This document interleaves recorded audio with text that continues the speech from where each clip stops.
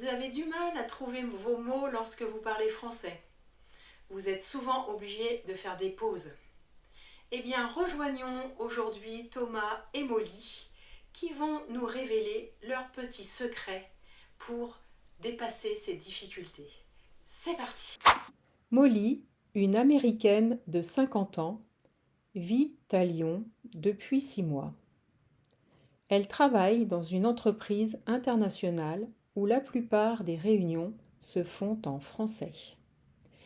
Malgré son amour pour la langue et sa motivation, elle a encore du mal à parler avec fluidité. Chaque matin, elle prend un café au bistrot du coin avant d'aller au bureau. Ce matin-là, elle est un peu frustrée. Hier, pendant une réunion, elle a cherché ses mots trop longtemps et a fini par dire une phrase qui ne voulait rien dire. Elle soupire en tournant sa cuillère dans sa tasse de café. Son collègue Thomas, un Français sympathique avec qui elle s'entend bien, entre dans le bistrot et s'installe à sa table. « Tu as l'air pensive, Molly. Qu'est-ce qui ne va pas ?» Molly hésite, puis se lance. « J'en ai marre de parler aussi lentement. Je veux être plus fluide, mais j'ai l'impression que mon cerveau bloque. » Thomas sourit. « C'est normal, tu as déjà fait beaucoup de progrès. Mais peut-être que tu te mets un peu trop la pression. » « Peut-être, répond Molly en haussant les épaules. Mais comment faire pour améliorer ma fluidité ? D'abord, il est important de comprendre pourquoi tu cherches tes mots et parles lentement. Molly le regarde attentivement, curieuse de savoir pourquoi elle a ces blocages. « Tu vois, commença Thomas, beaucoup de gens, comme toi, ont du mal à parler couramment parce qu'ils manquent de confiance. Quand on ne croit pas en ses capacités, chaque mot qu'on veut dire semble incertain. On se demande « Est-ce que j'ai bien dit ce mot ?» ou « Est-ce que ma phrase est correcte ?» Ces pensées ralentissent le rythme de la conversation. Molly acquiesce. Elle avait souvent ce doute lorsqu'elle parle en français. « Oui, je me demande toujours si mes phrases sont correctes. » Thomas poursuit.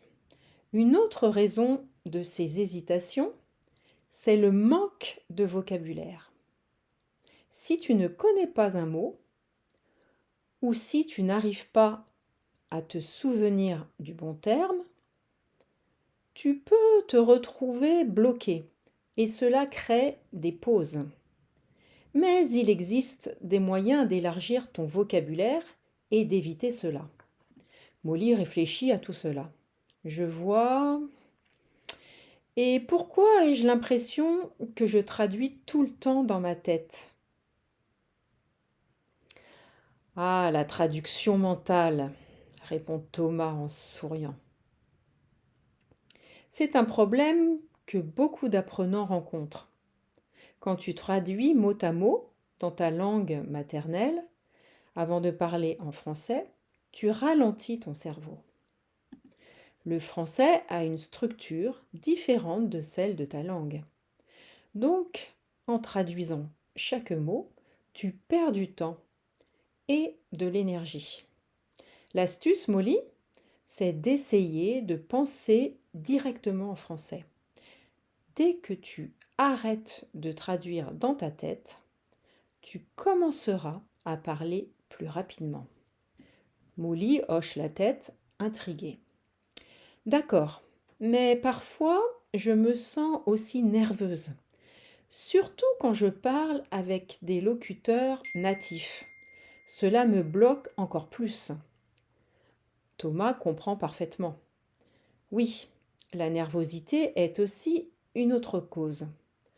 Quand on parle avec quelqu'un dont c'est la langue maternelle, on a peur de faire des erreurs. Et cette peur bloque notre cerveau. Mais la bonne nouvelle, c'est que plus tu pratiques, plus ta confiance grandira. N'oublie pas que tout le monde fait des erreurs en parlant une langue étrangère. Ce qui compte, c'est de communiquer. Molly soupire de soulagement.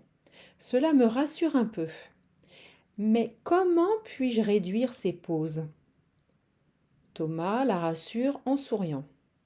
Je vais te partager quelques techniques. Je t'assure qu'avec de la pratique, tu verras des progrès. Essaie de penser en français tout le temps, pas seulement quand tu parles. Cela peut être difficile au début, mais c'est essentiel.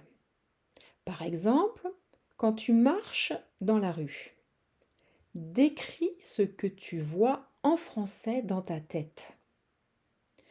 Même si tu fais des erreurs, le soleil brille aujourd'hui. Il y a beaucoup de voitures dans la rue. Je vois un chien qui court. Molly pense à cette idée. Ça semble facile à faire. Mais je vais devoir m'entraîner, n'est-ce pas? Exactement, répond Thomas. L'idée, c'est d'habituer ton cerveau à parler français sans passer par la traduction. Molly note l'idée dans son carnet. D'accord, je vais essayer. Autre chose? Oui, une autre astuce est d'utiliser des mots de remplissage. Parmi les plus courants, tu as alors, tu vois, je veux dire, comme, bah, c'est-à-dire, eh bien, bon, à la limite.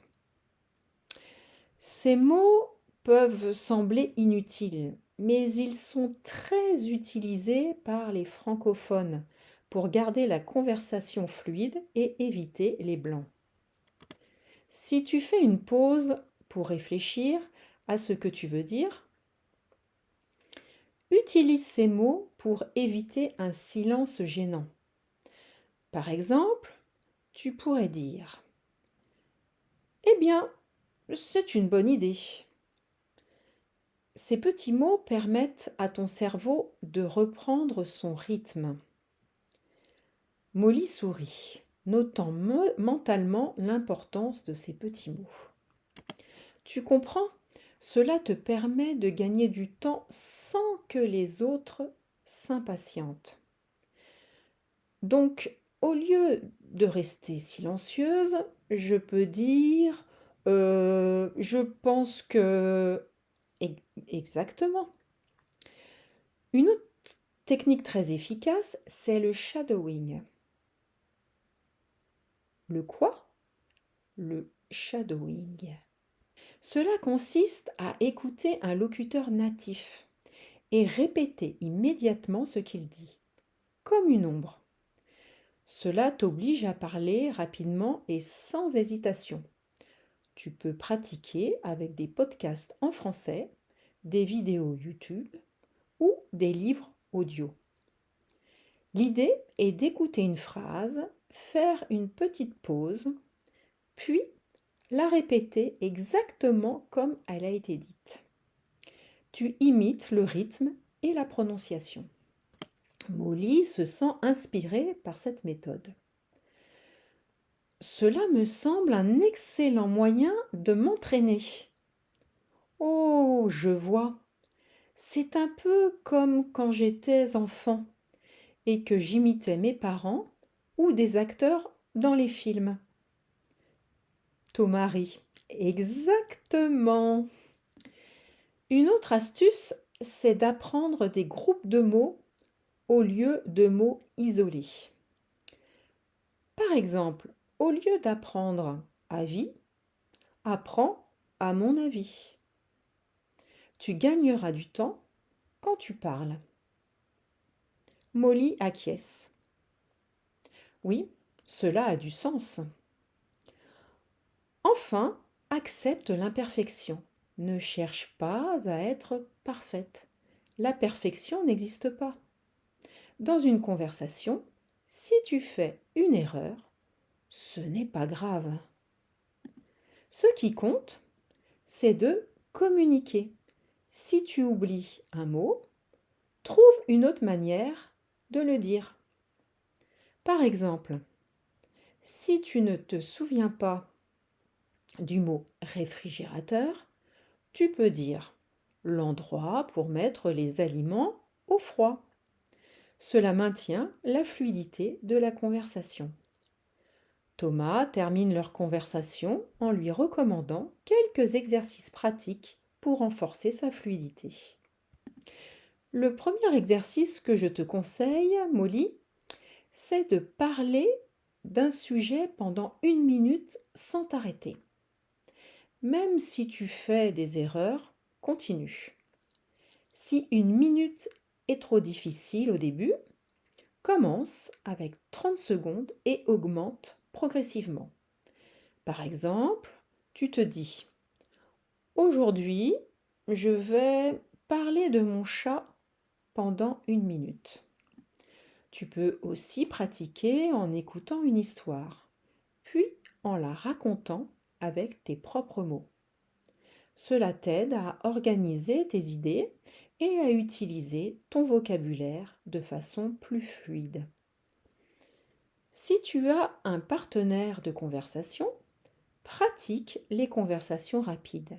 Fixe un minuteur et parle rapidement sans trop réfléchir. C'est un excellent moyen de gagner en fluidité.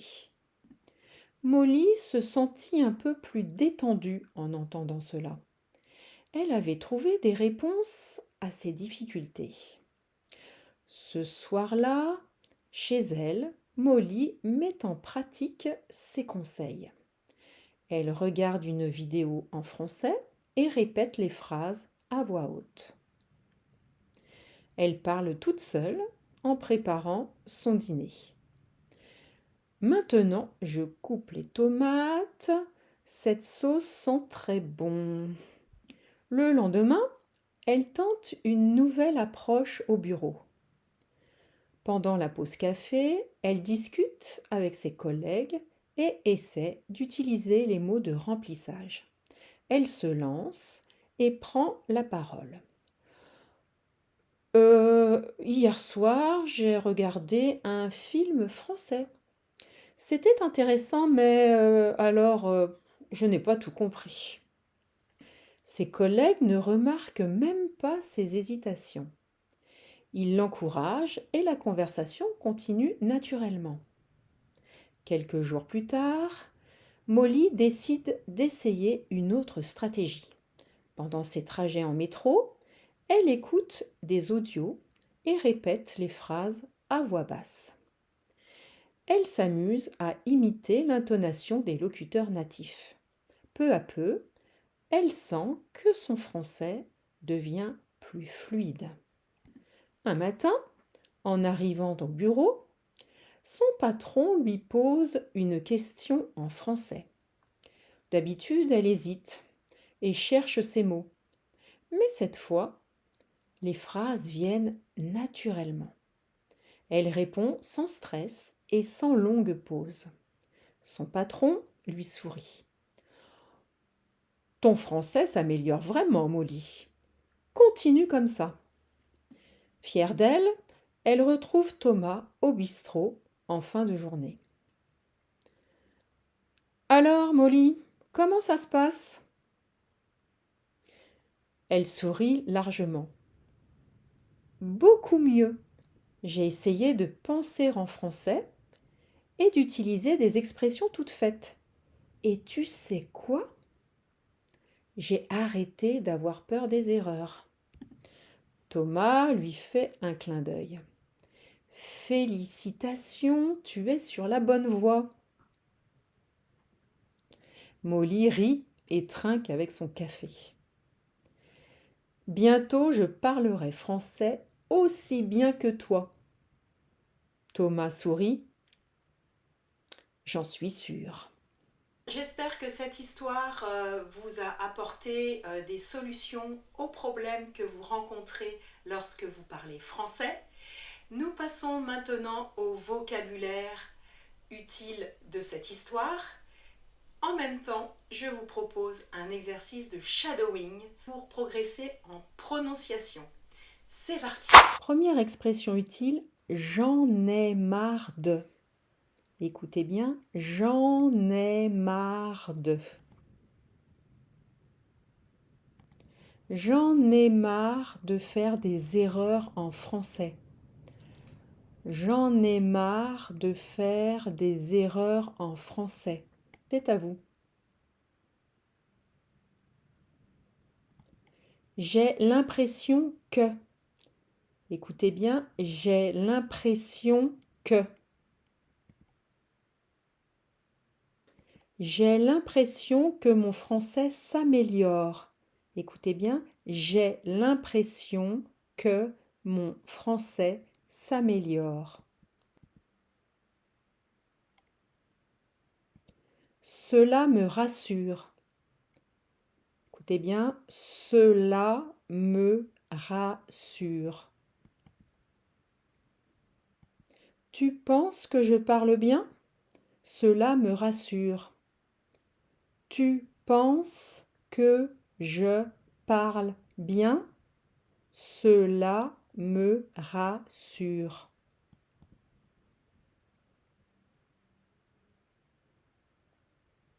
Cherchez ces mots. Écoutez bien, cherchez ces mots.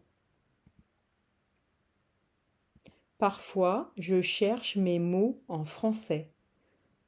Parfois, je cherche mes mots en français.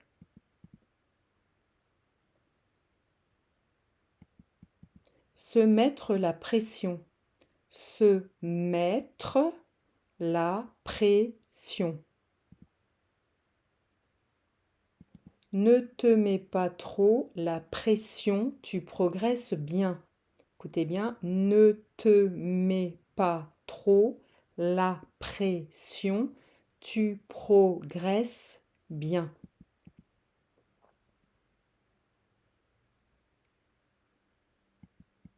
Avoir un blocage. Écoutez bien, avoir un blocage. Quand je parle en public, j'ai un blocage. Quand je parle en public, j'ai un blocage.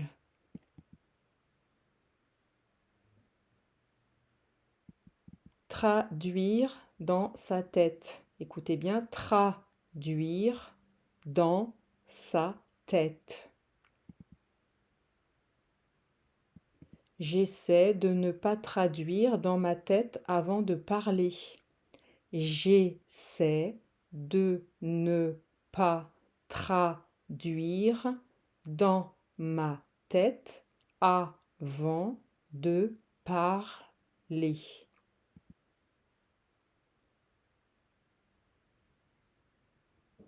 Avoir peur de faire des erreurs. Avoir peur de faire des erreurs. J'ai peur de faire des erreurs quand je parle français. J'ai peur de faire des erreurs quand je parle français. N'oubliez pas la liaison entre le déterminant des et le nom erreur. Des erreurs. On entend la liaison, le son z. Des erreurs.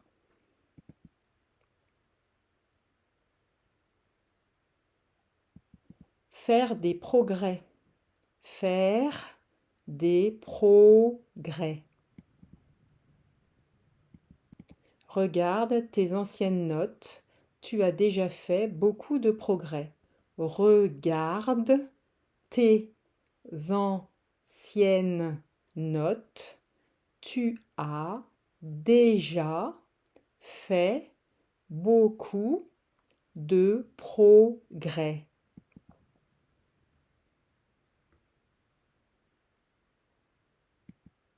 Ce qui compte. Ce qui compte. Ne sois pas trop perfectionniste, ce qui compte, c'est la communication. Ne sois pas trop perfectionniste, ce qui compte, c'est la communication.